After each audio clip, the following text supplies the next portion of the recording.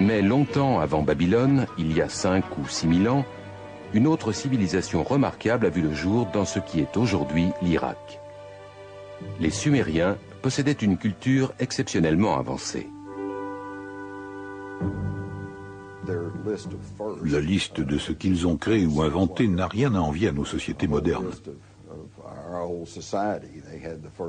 Ils ont mis en place le premier système politique à 2 assemblées, le premier système scolaire, et l'on pourrait citer des tas d'autres choses. Il faut donc se demander où ont-ils pris toutes ces idées.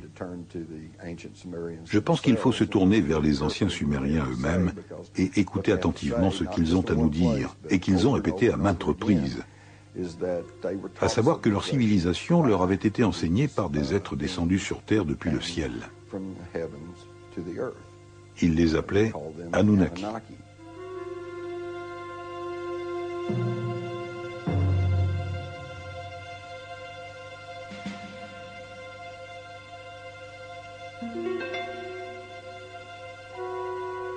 Les Sumériens ont écrit leur histoire sur des tablettes d'argile, comme celle-ci, oubliée pendant un demi-siècle dans un recoin d'un musée de Berlin.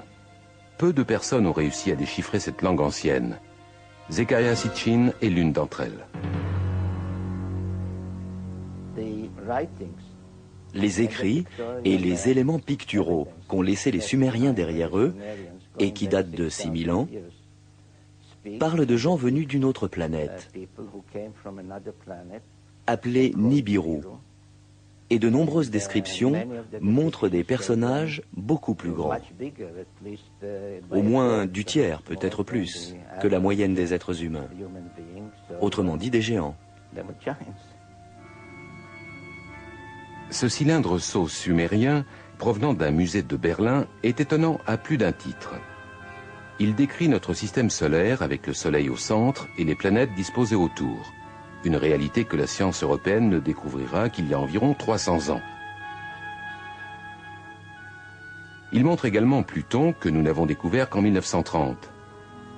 Mais il indique aussi une autre planète que les Sumériens nommaient Nibiru et de laquelle étaient venus d'après eux ces géants célestes qu'ils appelaient Anunnaki.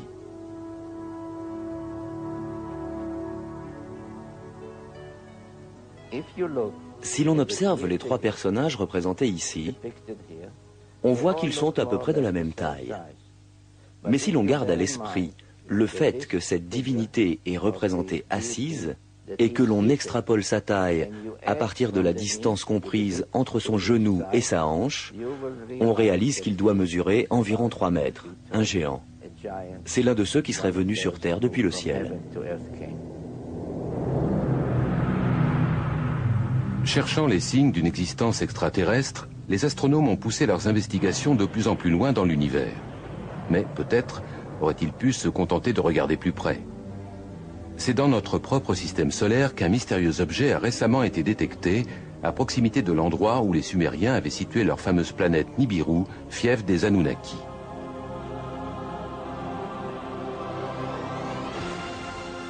Les partisans de cette théorie y verront sans nul doute la confirmation de l'existence de ces géants venus d'un autre monde.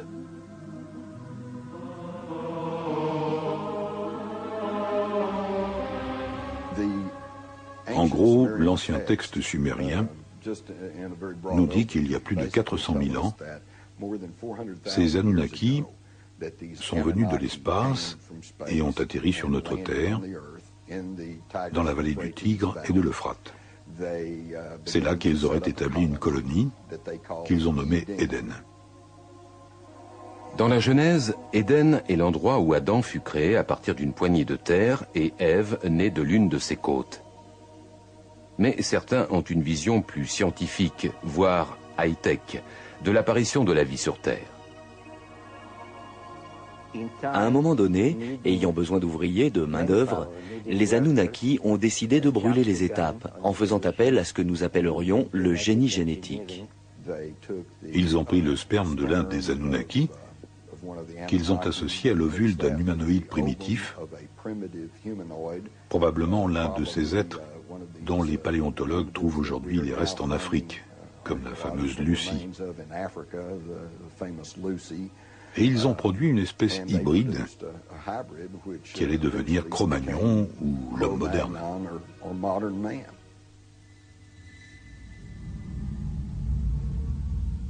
La légende dit que lorsque les Anunnaki sont revenus après plusieurs milliers d'années pour constater les résultats de leur travail génétique, ils auraient trouvé les femmes de notre Terre irrésistiblement séduisantes.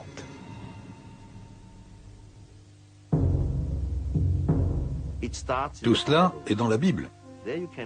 On peut lire dans la Genèse que les fils de Dieu vinrent trouver des filles d'hommes dont ils eurent des enfants qui seront des héros.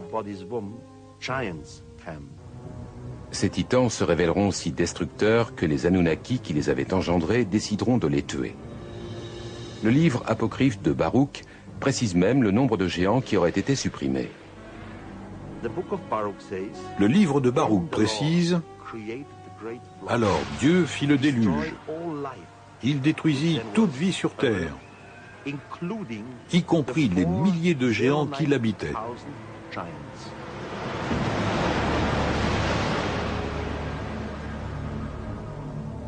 D'après ce récit, quelques titans réussiront à survivre, mais leur règne sur Terre s'achève et les humains vont devenir l'espèce dominante.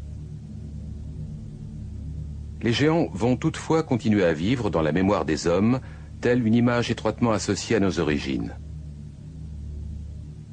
Pour certains, il s'agit de bien plus que d'une simple réminiscence. Un certain nombre de personnes continuent à décrire des rencontres avec des êtres géants qui seraient descendus d'un engin étrange. D'après eux, nul doute que les Anunnaki, ces géants célestes, reviennent en force.